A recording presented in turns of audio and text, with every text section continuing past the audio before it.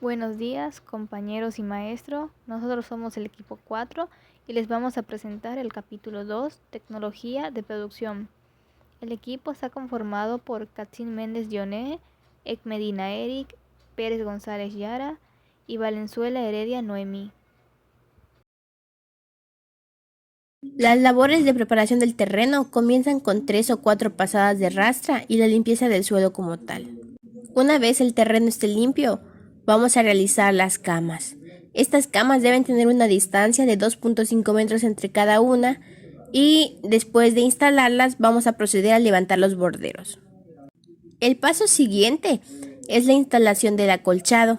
El acolchado es el del plástico negro y es muy importante que lo implementemos con un sistema de riego por goteo. La instalación del acolchado tiene el fin de preservar la humedad del suelo, tiene el fin de evitar la proliferación de la maleza y también tiene el fin de aumentar el rendimiento de la producción. Aquí es muy importante la implementación del sistema de riego por goteo, debido a que este nos ayuda mucho en cuanto a las labores de fertirrigación. Para la siembra se requiere de 2 a 4 libras de semillas por hectáreas. Se sugiere que se siembre y o se trasplante a doble hilera en camas de 4 a 5 metros de ancho. La separación entre camas y entre plantas o semillas debe ser de 1 metro. En siembra directa se depositan las semillas en el fondo del surco. Estas pueden ser de 2 a 3 semillas por metro lineal. La profundidad del surco debe ser de 3 a 4 centímetros y es importante que dejemos un pequeño andén o una calle para poder pasar hacia la recolección y el transporte de la cosecha. Una vez que se haya escogido la variedad que vamos a cultivar, la podemos sembrar, pero hay que procurar que las semillas estén limpias y esterilizadas, así como nuestro material y nuestro sustrato que vamos a ocupar. Se recomienda la germinación de manera indirecta con semilleros de 21 a 100 cavidades y se recomienda utilizar sustratos como el peat moss, la fibra de coco especiales para la germinación o la perlita. Otra herramienta que también se puede ocupar es el semillero de FOMI. Este es de 36 bloques o puede ser el cubo de 4 pulgadas. Dicen que es mejor porque permite llevar a cabo el trasplante de forma sencilla e incluso ayuda a reducir el daño a la raíz. Las semillas germinan en muy poco tiempo, de 7 a 10 días después de haberlas sembrado. Lo primero que se ve son los 2 cotiledones. Estos se alimentan de la plántula unos días. Ya igual unos días después sale el primer par de hojas verdaderas. El trasplante se da después de los 25 o 40 días o de manera física, cuando las plántulas tienen de 2 a 4 pares de hojas o cuando midan entre 5 y 10 centímetros de alto. Si hablamos del sistema de aspersión, este debe tener la capacidad de suministrar al menos 25 milímetros de agua cada 4 días. Además, el sistema debe aplicar el agua con lentitud suficiente para que se pueda prevenir la escorrentía. Los sistemas de aspersión con alta uniformidad de aplicación pueden aplicar fertilizante a través del sistema. Esto incrementa la eficiencia en el uso de fertilizante al hacerlo inmediatamente, ya que dispone para la planta y reduce el lixiviado. El riego por goteo se puede utilizar con o sin acolchado de plástico, y una de las ventajas es la eficiencia para el uso del agua. Ahora bien, desde este punto de vista, la maleza no supone un problema tan acusado, ya que aunque las hileras son irrigadas, las zonas entre hileras permanecen secas. Algunos estudios indican que este sistema de riego favorece un rendimiento temprano, así como el tamaño del fruto. Otro sistema es la cinta. Esta se puede instalar en la superficie del suelo o enterrada. Si se emplea en combinación con el acolchado de plástico, la cinta se puede instalar al mismo tiempo que se tiende el plástico, aunque se recomienda que se ubiquen ligeramente hacia un lado del centro de la cama.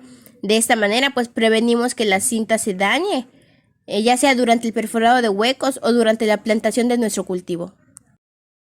Bueno, pues la utilización de los film plásticos otorga un abrigo térmico y proporciona el adelanto de las producciones. Los microtúneles se colocan después del trasplante.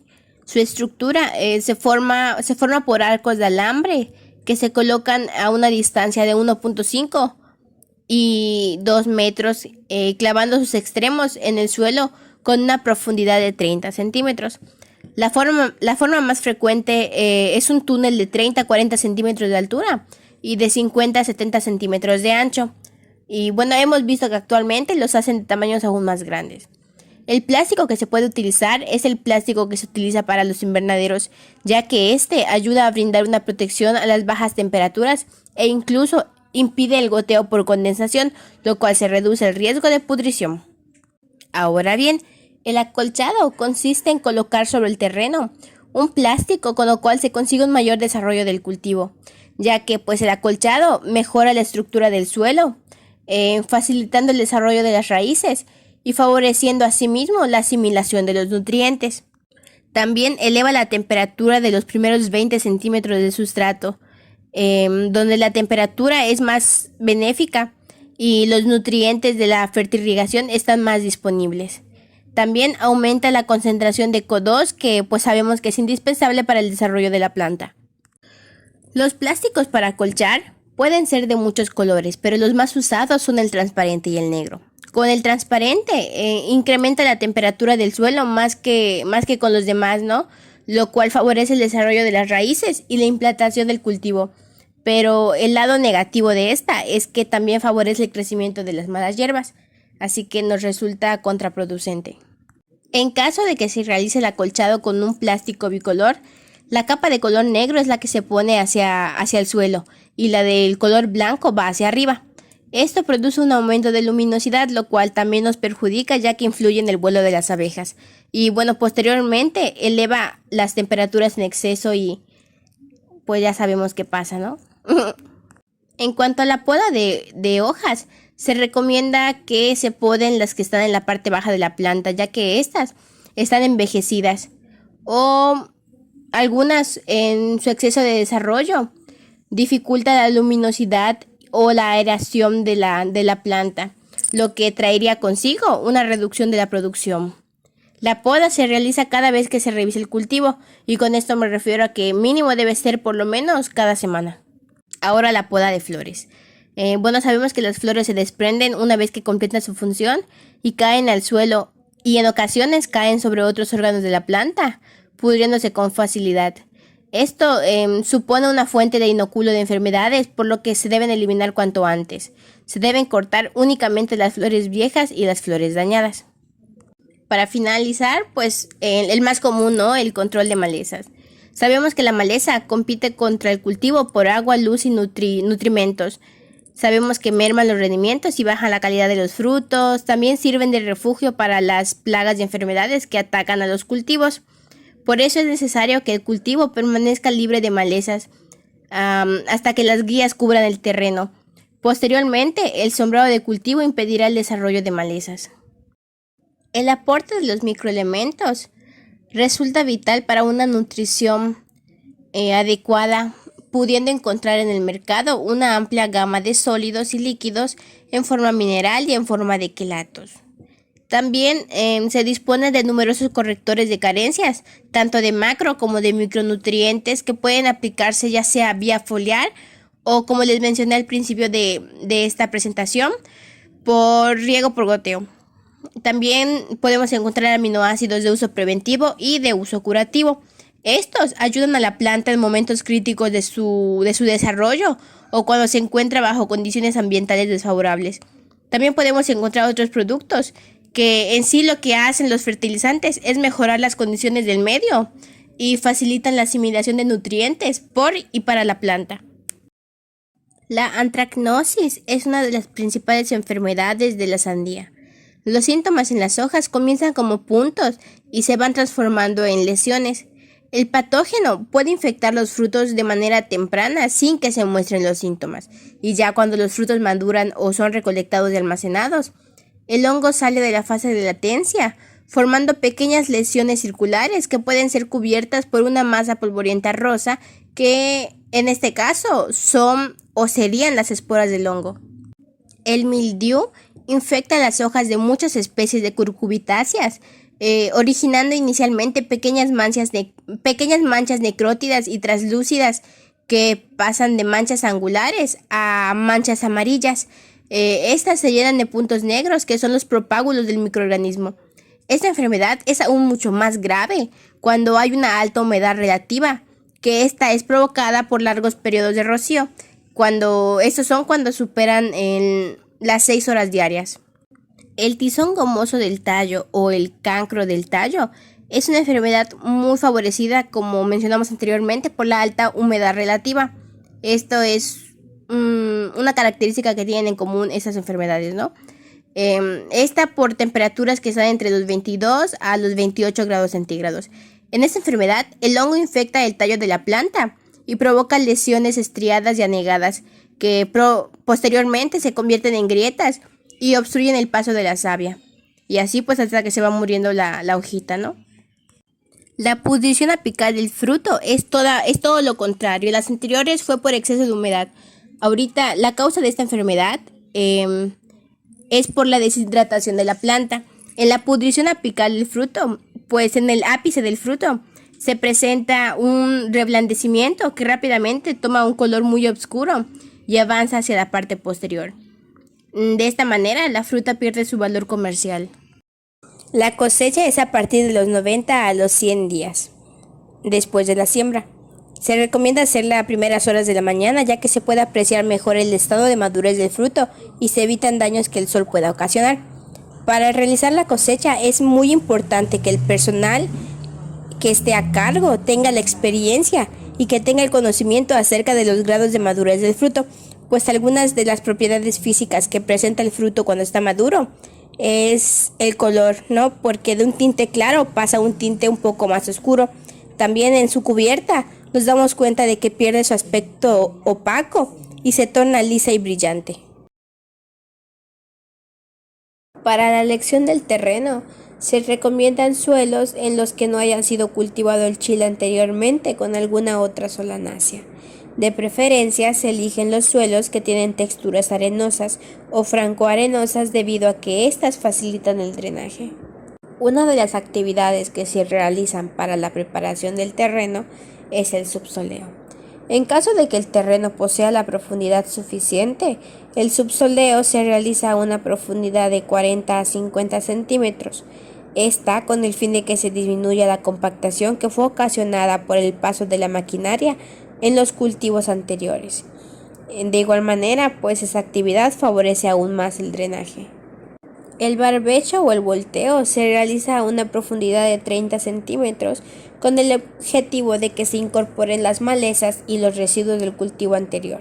Esta actividad se recomienda realizarla con 3 meses de anticipación antes del establecimiento del cultivo. Para el rastreo se realizan 2 pasos de rastras en forma de cruz. De esta manera obtenemos un suelo desterronado y obtenemos una buena cama para el trasplante. El objetivo de esa actividad es evitar que los terrones y los residuos de los cultivos anteriores rompan nuestros plásticos de los acolchados. Para el bordeo, con la camadora se levantan los lomos lo más alto posible. Estamos hablando de unos 30 centímetros y se separan a una distancia entre lomos de 1.6 metros. Es importante que realicemos camas altas o surcos, ya que el chile es muy vulnerable a los excesos de humedad o a las inundaciones. Para estos cultivos también se podría implementar los acolchados de plástico perforados. Además de que esta práctica nos ayuda en cuanto al cultivo, también nos ayuda en cuanto a la prevención de enfermedades del suelo.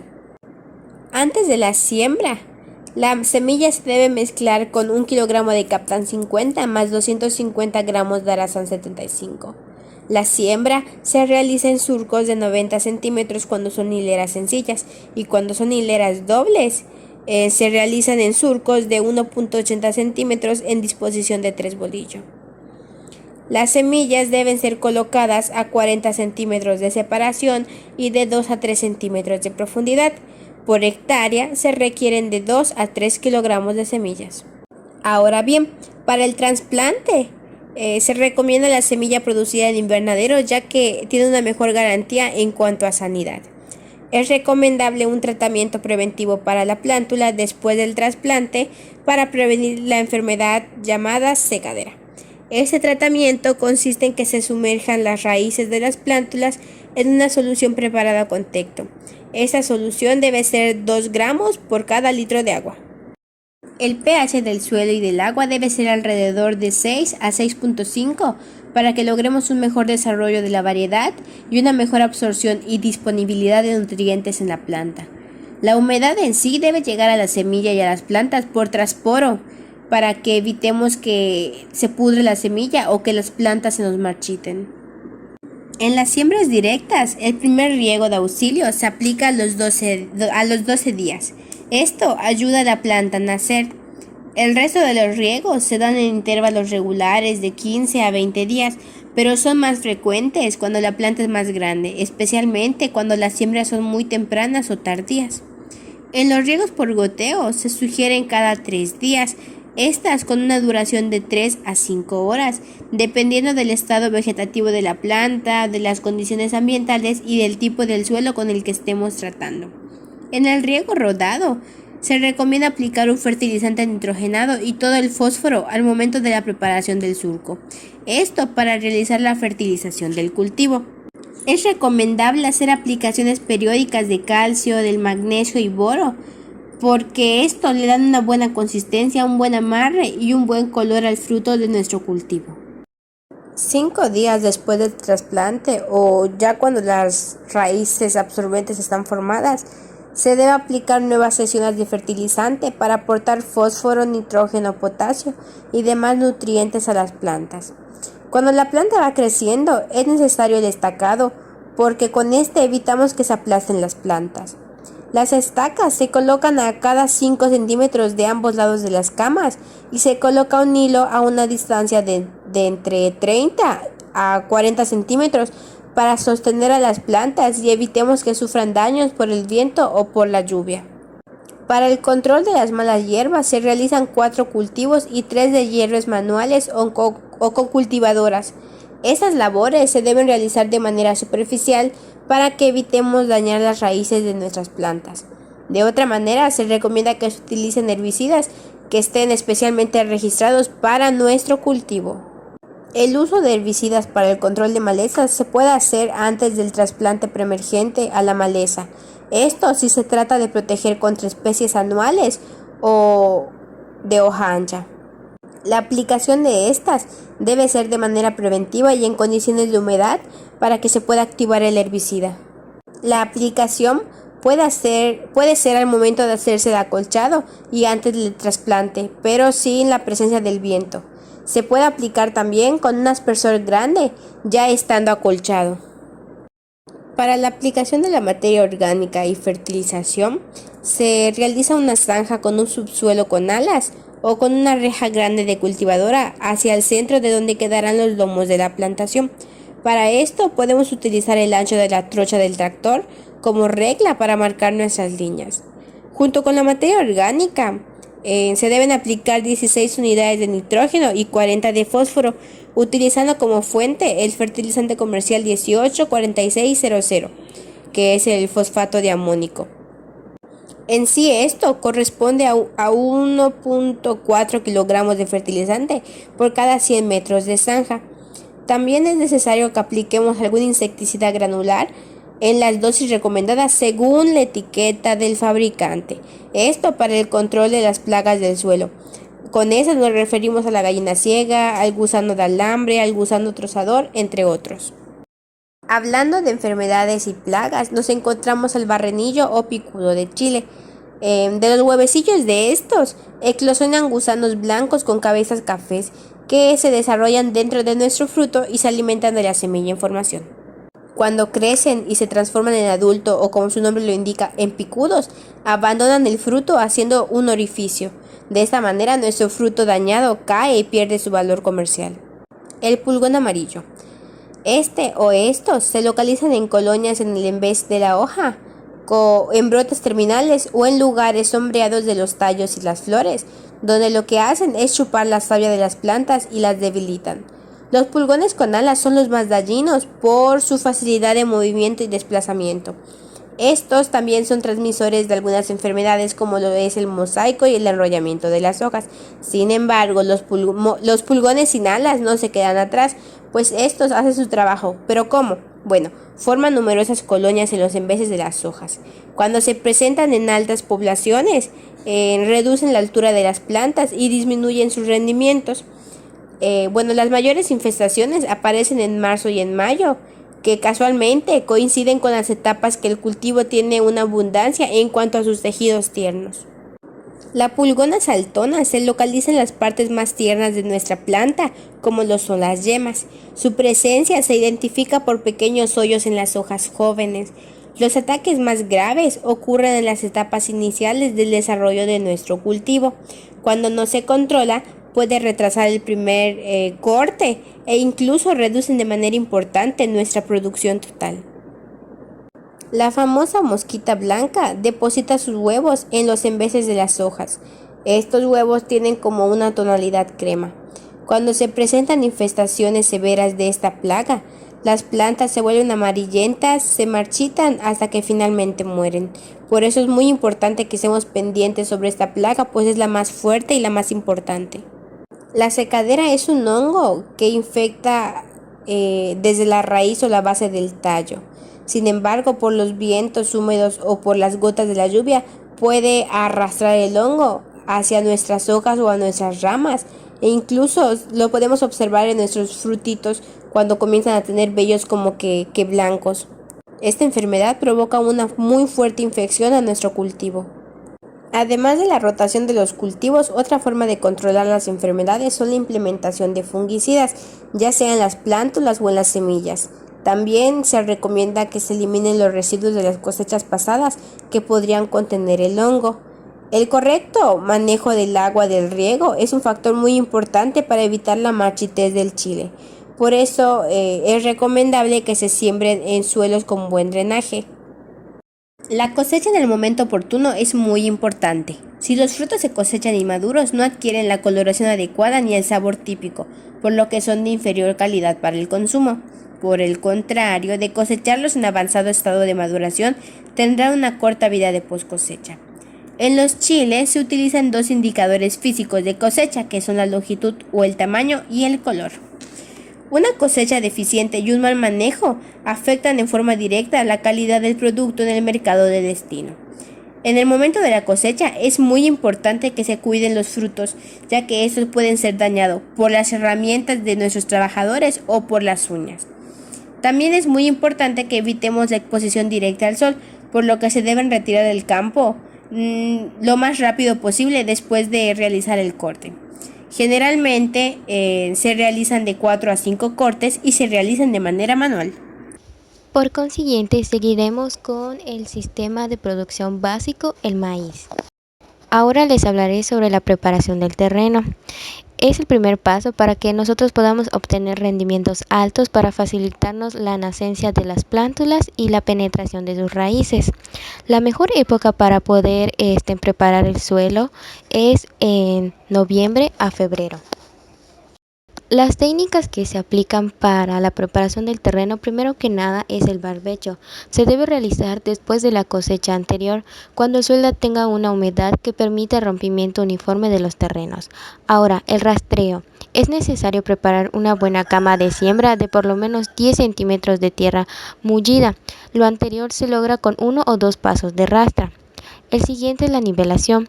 Esta labor se realiza después de rastreo con niveladora, escrepa o simplemente con un tablón.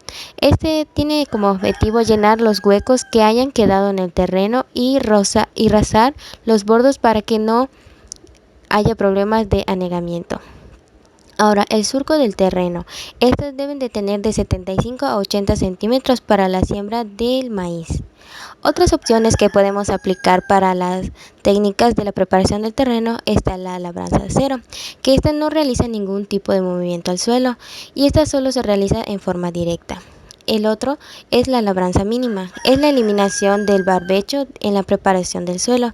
Este se puede emplear solamente en la rastra o cinceles especializados que no inviertan en el perfil del suelo. Ahora, la labranza en franjas, estas solo se mueven las franjas aisladas del terreno para realizar la siembra. Las labranzas en surcos se realizan en surcos formados durante las escardas en el cultivo anterior.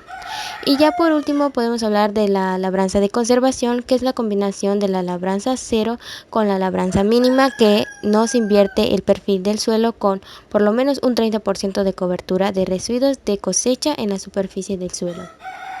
Los métodos de siembra pueden ser dos, manual o mecanizada. El manual se efectúa especialmente en terrenos con pendientes mayores al 20%. Esto utiliza el chuzo o el espeque para hacer un hoyo en el suelo y depositar la semilla. El distanciamiento entre surco puede variar dependiendo si el agricultor siembra cultivos en revelo como frijol o sorgo. En el caso del método mecanizada o con tracción animal, este método se utiliza en terrenos de topografía plana o semiplana, en donde tanto la preparación del suelo como la siembra pueden ser mecanizadas. El distanciamiento entre surco puede ser de 0.80 a 0.90 metros y de 0.40 a 0.50 metros. El sistema de riego que más se aplica para el maíz es el riego por goteo.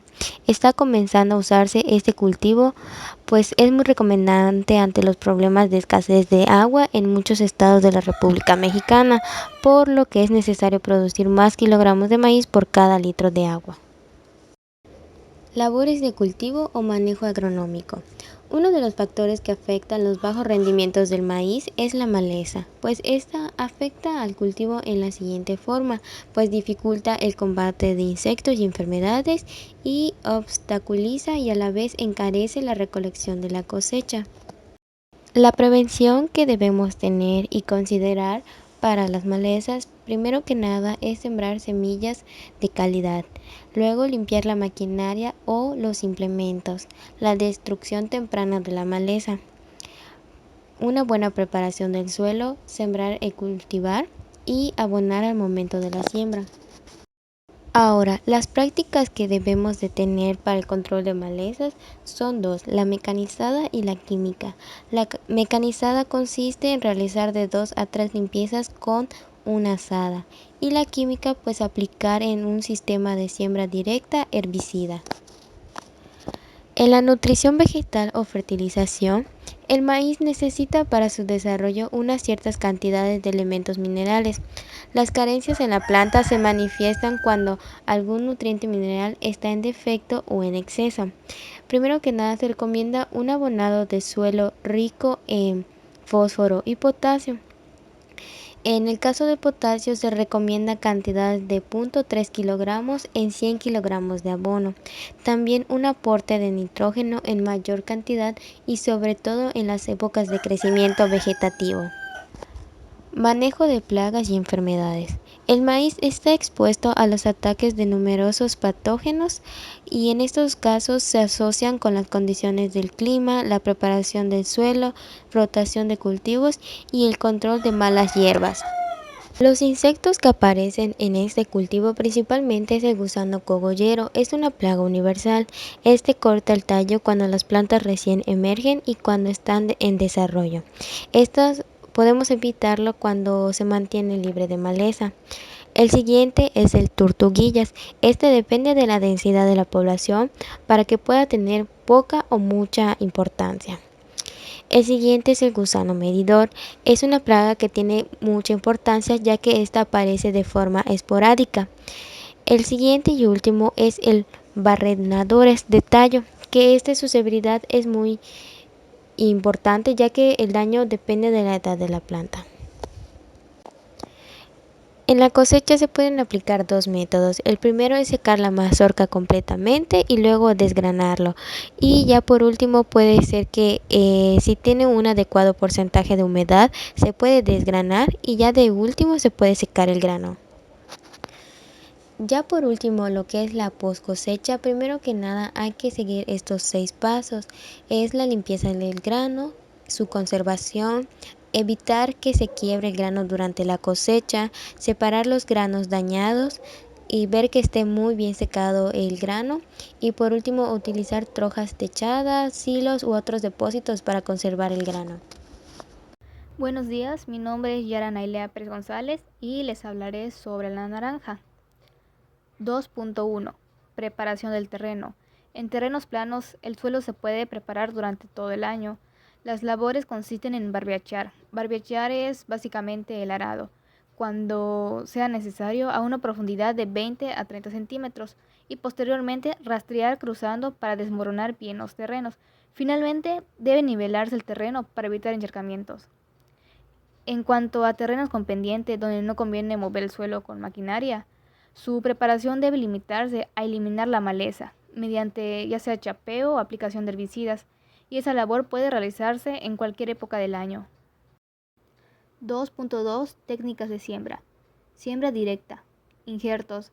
Sus ventajas son que a través de una adecuada selección de patrón se puede obtener una mejor adaptabilidad o diferentes condiciones de suelo y clima, mayor uniformidad en calidad de fruto y época de producción, y la obtención de combinaciones resistentes o tolerantes a plagas y enfermedades.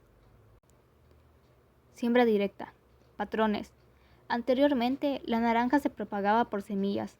La producción de patrones se lleva a cabo por la vía sexual, es decir, a partir de las semillas, lo que permite mantener las características de las plantas. Rápidamente, en cuanto a distancia de siembra, el recuadro explica qué distancia debe tener dependiendo del tipo de suelo y la forma en la que se va a plantar. Por ejemplo, tenemos el marco real. En ese marco, cada planta se sitúa en el vértice de un cuadrado. Por tanto, la distancia entre las plantas y entre filas formadas siempre es la misma. Y en el tresbolillo, cada planta se sitúa en el vértice de un triángulo equilátero, guardando siempre la misma distancia entre plantas que entre filas. También está el marco rectangular. Aquí las plantas se colocan algo más cercanas entre sí, formando filas. Estas filas están separadas entre sí una distancia mayor, formando calles. Y también nos muestra el número de árboles por hectárea dependiendo del marco que se use para sembrar. 2.3. Método de riego. Riego por inundación, melgas. El riego por melgas proporciona una mayor uniformidad en la distribución del agua en la parcela. Riego por gravedad. La característica principal de este riego por gravedad es la forma de distribuir el agua en el suelo. Al avanzar el agua sobre la superficie del suelo, se produce simultáneamente la distribución del agua en la parcela y la infiltración de esta en el perfil del suelo. Riego por goteo. El riego por goteo o riego gota a gota es un método de irrigación que permite una óptima aplicación de agua y abonos. Riego por microaspersión. Consiste en aplicar agua en forma de lluvia fina mediante dispositivos llamados microaspersores que la distribuyen en un radio no superior a los 3 metros. 2.4. Labores de cultivo o manejo agronómico. Control de malezas. La primera zona, debajo de la copa de la planta, el control tiende a ser con herbicidas. Hay muchos herbicidas que controlan las malezas en esa zona del cultivo. La segunda zona es entre las hileras del cultivo. En siembras comerciales, la mejor opción preferida es el uso de la segadora rotativa que necesita un tractor. La tercera zona es sobre la copa de los árboles, donde se presentan plantas parásitas y epífitas, que solo compiten por espacio y luz con el cultivo. También se le puede realizar podas. La poda dependerá de la edad del árbol. En naranjos jóvenes, la poda se puede realizar en cualquier época del año, evitándolo siempre en épocas de frío por riesgo de heladas. En el caso de los naranjos adultos, la poda se realiza después de la época de helada. 2.5. Nutrición vegetal o fertilización. Para que la práctica de fertilización sea eficiente, es necesario seguir las siguientes recomendaciones. 1. Aplicar el fertilizante directamente al suelo. Y 2. Distribuir el fertilizante al boleo. La época de fertilización más adecuada en los huertos se realiza de junio a octubre, ya que en este periodo son los meses de lluvia y de mayor precipitación. 2.6. Manejo de plagas y enfermedades. El control manual se efectúa mediante placeados periódicos alrededor de la planta. El control químico se lleva a cabo mediante aplicaciones de herbicidas según el tipo de maleza. Y el control cultural, el cual consiste en el uso de leguminosas por cobertura. Alguna de las plagas de la naranja es la mosca de la fruta, la lapilla y la chinche africana. En cuanto a enfermedades, está la gomosis, negrilla, virus de la tristeza y entre muchos otros.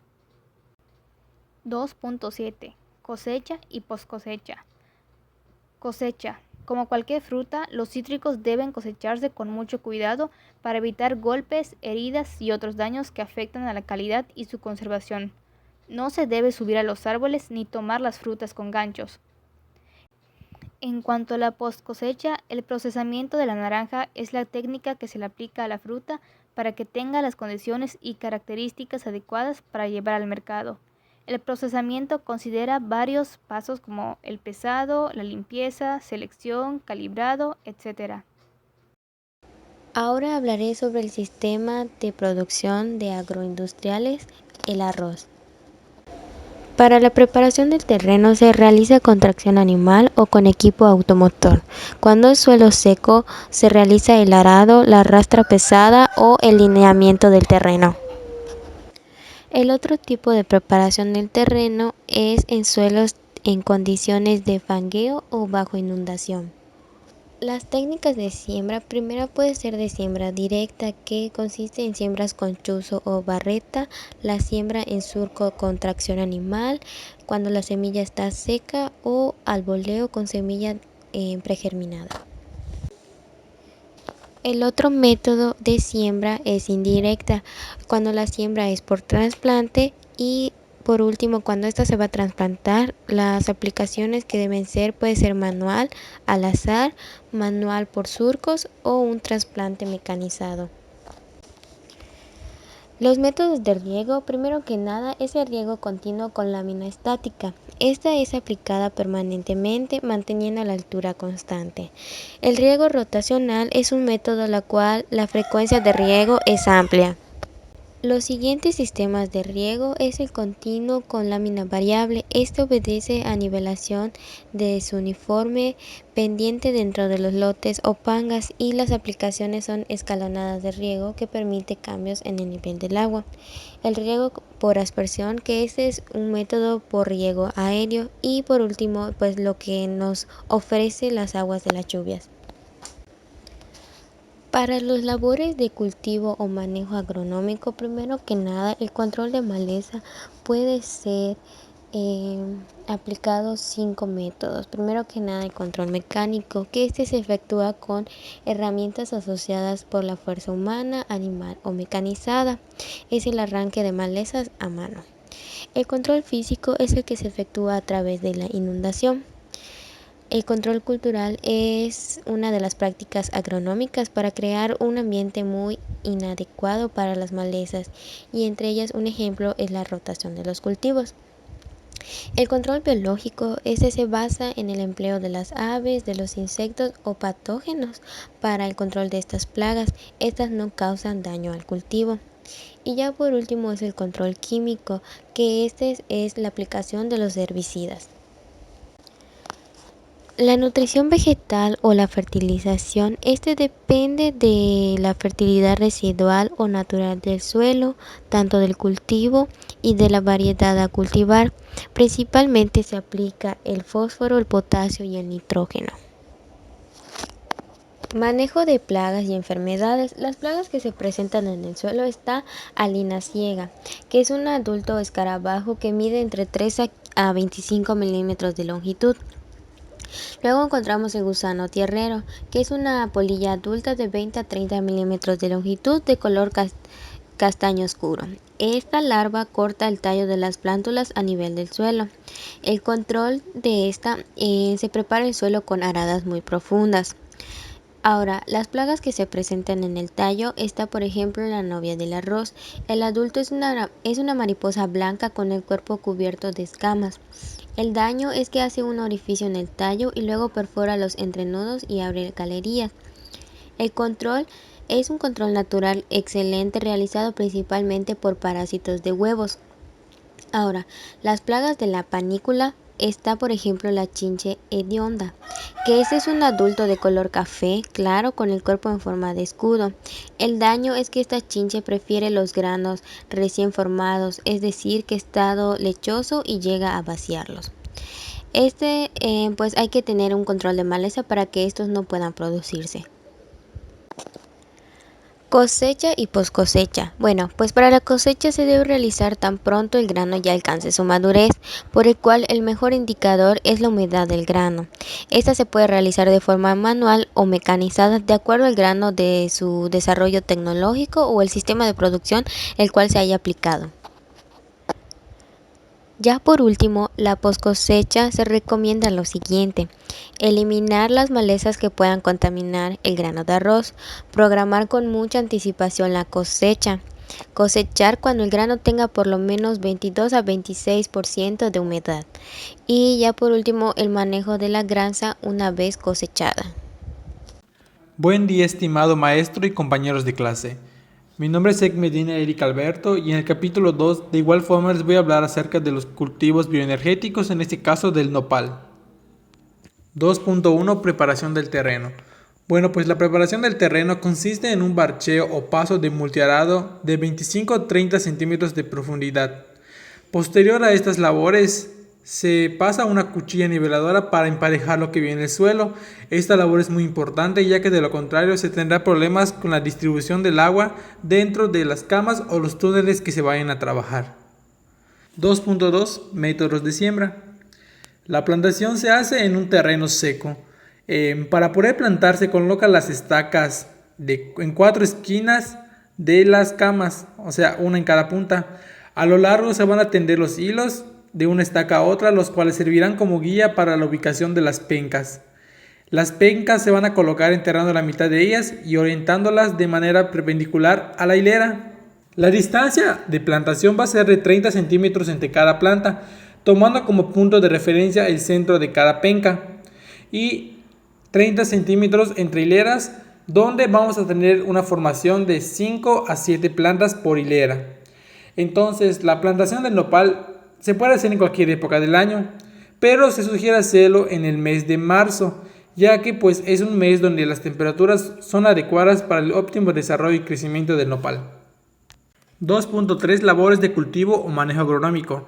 En el caso del nopal pueden ser 3 tipos: el túnel, las varillas o los arcos. Bueno, para la construcción del túnel, puede ser armado con arcos de varilla corrugada de 3/8 o tubo de media. En el caso de las varillas, esas pueden ser armadas con varilla corrugada de 3/8 de pulgada, para lo cual se van a cortar tramos de 6 metros de largo, y una vez que estas se cortan se van a doblar en formas de arco para colocarlos cada 2 metros en posición invertida sobre las camas. Y están los arcos, que pues en lugares donde no existen las barreras que protejan los túneles del viento, pues resulta más conveniente utilizar los arcos, que pues son más pequeños, con varillas de 4 metros de largo. De esta manera el área de la posición del viento será menor y tendrá mayores posibilidades de resistir a los embates o los golpes del viento. 2.4 Métodos de riego. Bueno, pues como anteriormente les había yo comentado, que el nopal no necesita muchísima agua para poder desarrollarse, porque pues él se desarrolla en temperaturas bastante elevadas. Uno de los métodos de riego que se pueden utilizar es el riego por goteo o cintillas. Son los métodos que se están utilizando bastante, puesto que pues son muy efectivos. Aparte de que se ahorra bastante agua, controlas tú el riego y evitamos encharcamientos a la hora de estar produciendo nuestro nopal. 2.5 Nutrición vegetal o fertilización. Bueno, pues el nopal en sí no pide muchos requisitos para que él se pueda desarrollar de una forma bastante efectiva. Bueno, pues les voy a compartir 2 situaciones, una donde el cultivo es de forma intensiva y otra donde los cultivos no son de forma intensiva. Bueno, en el caso de cuando los cultivos no son de forma intensiva, basta con aplicar una capa de abono orgánico de estiércol de 10 a 15 centímetros de profundidad. Y en sistemas donde ya el cultivo es muy intenso, se pueden aplicar de 100 a 200 toneladas de abono orgánico de estiércol de ganado, pues en este caso, por hectárea. Bueno, pues a continuación les voy a hablar un poco acerca del manejo de plagas y de las enfermedades que pues son propensas en el nopal, como todas las plantas también son propensas a plagas. Bueno, pues la primera que les voy a presentar es el picudo barrenador, que pues se alimenta de los bordes de las pencas tiernas y de las que están bien protegidas. Para poder controlar este tipo de plagas se puede usar un producto químico llamado Malation en 84% en dosis de 1.5 litros por hectárea.